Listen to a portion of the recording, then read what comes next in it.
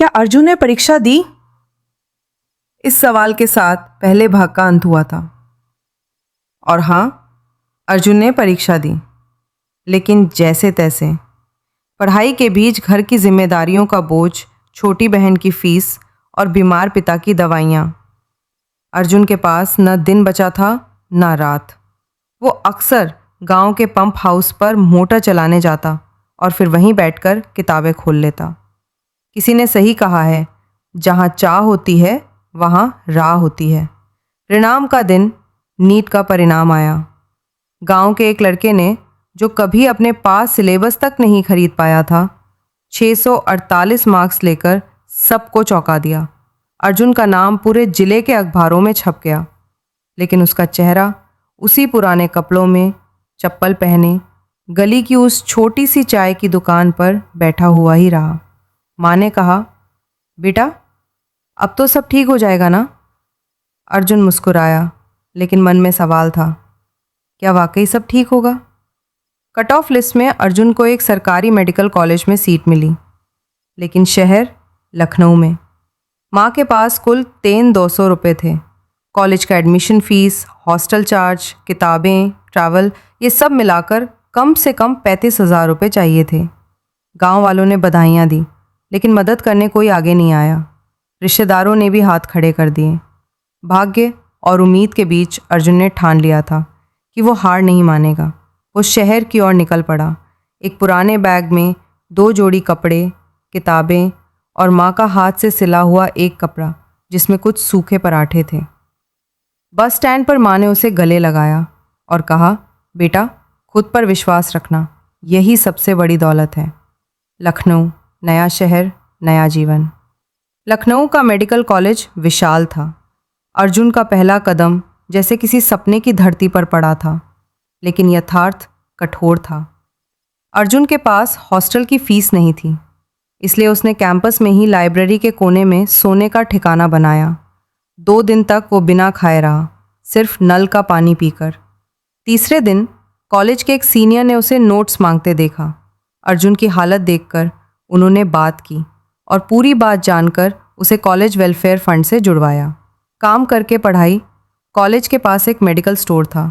अर्जुन ने वहाँ रात की शिफ्ट में काम करना शुरू किया। दिन में क्लासेस। उसकी आंखों में नींद की जगह सपने थे। कॉलेज में कुछ दोस्त ऐसे बने जो उसकी हिम्मत बन गए। एक लड़की थी रिया, जो खुद स्कॉलरशिप पर पढ़ रही थी। रिया और अर्जुन की दोस्ती धीरे धीरे एक गहरे भरोसे में बदल गई। रिया ने कहा, तू सिर्फ डॉक्टर नहीं बनेगा, तू मिसाल बनेगा। एक दिन अर्जुन को गांव से माँ की चिट्ठी मिली। उसमें सिर्फ लिखा था, बेटा यहाँ सब ठीक है, तेरा नाम अब सबकी ज़ुबान पर है। तुझे देखकर गांव के और बच्चे भी सपने देखने लगे हैं। तेरा संघर्ष अब तेरा नहीं, सबका है। हार मत मानना। तेरी माँ। अर्जुन ने वो चिट्ठी अपनी किताब में रख ली। हर बार जब वो थकता, हार मानने लगता, वो चिट्ठी खोल लेता। अर्जुन ने पहले साल की परीक्षा अच्छे नंबरों से पास की। कॉलेज में अब उसका नाम लिया जाने लगा। उसके संघर्ष की खबर मीडिया तक पहुंची। एक स्थानीय अखबार ने उसकी कहानी छापी, गांव से उठकर डॉक्टर बनने का सपना। इसके बाद एक एनजीओ ने उसकी पढ़ाई का खर्च उठाने की घोषणा की। लेकिन जैसे ही अर्जुन को लगा कि सब कुछ अब ठीक होने लगा है, एक दिन फ़ोन आया। उसके पिताजी अब नहीं रहे। वो भागा, गांव लौटा। माँ की आंखें सूनी थीं, बहन का चेहरा डरा हुआ। घर का एकमात्र सहारा चला गया था। अर्जुन ने माँ से कहा, अब मैं हूँ ना, सब संभाल लूँगा। उसने पिता की 13वीं पूरी कर अगले ही दिन शहर वापसी की। रिया ने उसे देखकर कहा, तेरा दर्द तुझे तोड़ता नहीं, बनाता है। अर्जुन ने तय किया कि वो सिर्फ डॉक्टर नहीं बनेगा, बल्कि उन बच्चों के लिए एक प्रेरणा बनेगा जो आज भी सपने देखना छोड़ देते हैं, सिर्फ इसलिए क्योंकि उनके पास साधन नहीं है। 5 साल बाद अर्जुन ने MBBS की डिग्री हासिल की। कॉलेज में उसे बेस्ट सोशल इनिशिएटिव अवार्ड मिला, क्योंकि उसने गांव के बच्चों के लिए ऑनलाइन सेशन शुरू किए थे, जहां वो मेडिकल की तैयारी में मदद करता था। डिग्री मिलने के बाद जब अर्जुन गांव लौटा तो उसका स्वागत फूलों से हुआ। वो वही घर, वही गली, लेकिन अब लोग उसे सिर्फ अर्जुन नहीं कहते थे, वो अब डॉक्टर अर्जुन बन चुका था। उसने गांव में एक छोटा क्लिनिक खोला और वहीं से गरीब मरीजों का मुफ्त इलाज शुरू किया। अर्जुन अब गांव का नहीं, देश का डॉक्टर बन चुका था।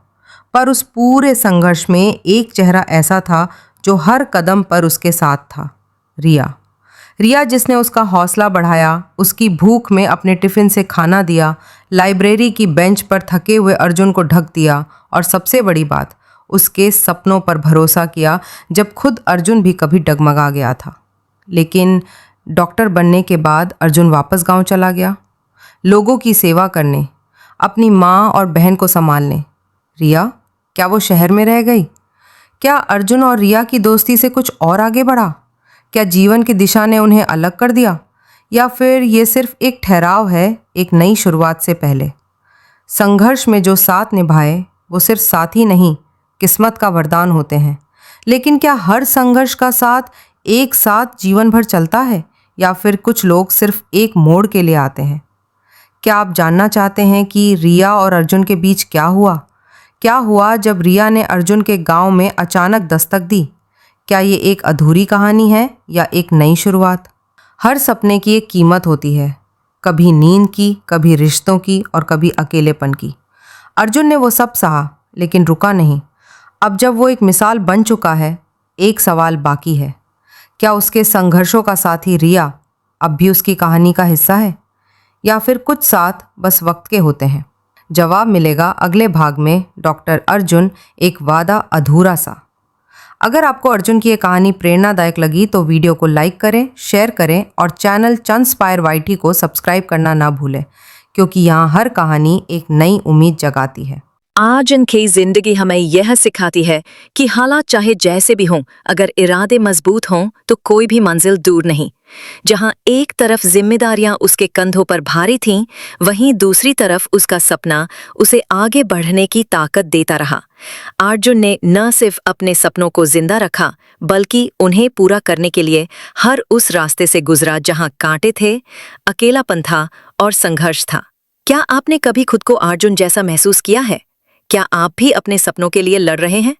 अगर हाँ, तो ये कहानी आपके लिए थी। नीचे कमेंट करें, क्या आप अर्जुन की अगली जर्नी देखना चाहेंगे? चंस्पायर YT पर हम लाते हैं ऐसी ही कहानियां जो आपके दिल को छू जाएं और जिंदगी में एक नई प्रेरणा दें। मिलते हैं अगली कहानी में, एक नए संघर्ष, एक नए सपने और एक नई उम्मीद के साथ। क्योंकि हर सफर की एक कहानी होती है और हर कहानी एक नया अध्याय खोलती है।